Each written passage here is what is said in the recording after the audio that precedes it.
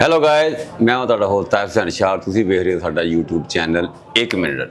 ਜਿਸ ਤਰ੍ਹਾਂ ਕਿ ਤੁਹਾਨੂੰ ਪਤਾ ਹੈ ਕਿ ਅਸੀਂ ਸਾਡੇ ਚੈਨਲ ਦੀ ਇਹ ਤਲਾਸ਼ ਹੀ ਹੁੰਦੀ ਹੈ ਕਿ ਖੂਬਸੂਰਤ ਚਿਹਰੇ ਜਿਹੜੇ ਨੇ ਉਹ ਸਾਡੇ ਚੈਨਲ ਤੇ ਆਉਣ।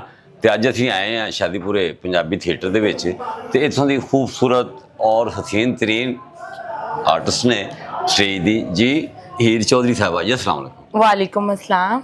ਇਹ ਹੀਰ ਵੀ ਚੌਧਰੀ ਸੀ? हाँ जी अल्हम्दुलिल्लाह। नहीं वो चौधरी जी पहली हीर थी वो भी चौधरी थी। नहीं वो चौधरी नहीं सी। ए वाली हीर चौधरी ए वाली तो हीर चौधरी हाँ है ना जी जी। ते मैं अक्सर ना सवाल करना हुंदा वा जी कि चौधरी तो हुंदा है प्यो वालों जी। ਤੇ ਇਹ ਇੱਕ ਚੌਧਰੀਆਂ ਦੀ ਨਵੀਂ ਸਕੀਮ ਬਣਾਈ ਹੈ ਕਿ ਵੀ ਇਹ ਪਾਇਲ ਚੌਧਰੀ, ਸਨਾ ਚੌਧਰੀ, ਨਿਦਾ ਚੌਧਰੀ, ਇਹ ਕਿਹੜੇ ਚੌਧਰੀ ਨੇ?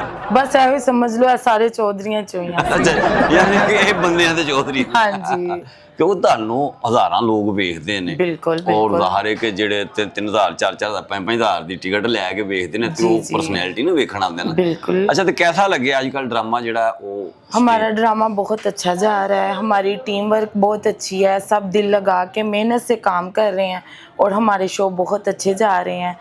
और कुछ ये हमारी आवाम है जो हमें पसंद करती हैं। आपको पता है घरों में 100 मसले मसाइल होते हैं, जी जी। तो हमारा काम तो है लोगों को हंसाना, ठीक है, और वो आते हैं खुश होके जाते हैं। ਹਾਂ, ਇਹ ਵੀ ਇੱਕ ਇਬਾਦਤ ਚ ਗਿਣਿਆ ਜਾਂਦਾ ਹੈ ਕਿ ਬਿਲਕੁਲ ਜੀ, ਕਿਸੇ ਦੀ ਬਿਲकुल। ਕੋਈ ਬੰਦੇ 100 ਟੈਨਸ਼ਨਾਂ ਹੁੰਦੀਆਂ। ਕਿਸੇ ਨੂੰ ਬਿੱਲ ਦਾ ਮਸਲਾ ਹੈ, ਕਿਸੇ ਨੂੰ ਹਾਂਜੀ। ਬੀਵੀ ਦਾ ਮਸਲਾ ਹੈ, ਕਿਸੇ ਨੂੰ ਬੱਚਿਆਂ ਦਾ ਮਸਲਾ नहीं आजकल ज्यादा पेट्रोल का मसला। ਹੈ। ਪੈਟਰੋਲ ਸਾਡੇ ਵਜ਼ੀਰ ਨੇ ਸਸਤਾ ਕਰਤਾ, ਉਹ ਫੇਰ ਉਸੇ ਲੈਵਲ ਤੇ ਹੀ ਆ ਜੀ ਗਿਆ। ਜੀ ਜੀ ਪਹਿਲੇ जी। ਤੇ ਮੈਡਮ ਨਰਗਸ ਦੇ ਦੌਰ ਦੇ ਜਿਵੇਂ ਕਲੈਰਿਟੀ ਵੀ ਸੀ ਬੜੀ ਤੇ ਉਹ ਬੜਾ, ਜੀ, ਜੀ। ਹੁਣ ਘਟ ਨਹੀਂ ਗਿਆ।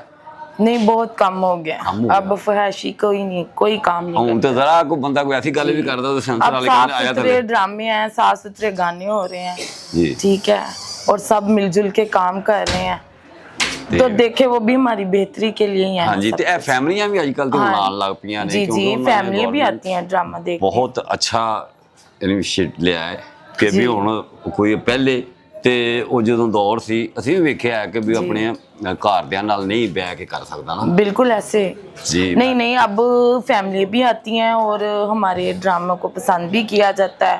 फैमिली बच्चे सब बैठ के देखते हैं, खुश होके जाते हैं यहाँ से। ਤੁਹਾਡਾ ਬਹੁਤ ਬਹੁਤ ਸ਼ੁਕਰੀਆ, ਤੁਸੀਂ 1 ਮਿੰਟ ਨੂੰ ਟਾਈਮ ਦਿੱਤਾ। Thank you nice meet thank you. You so much. Thank you.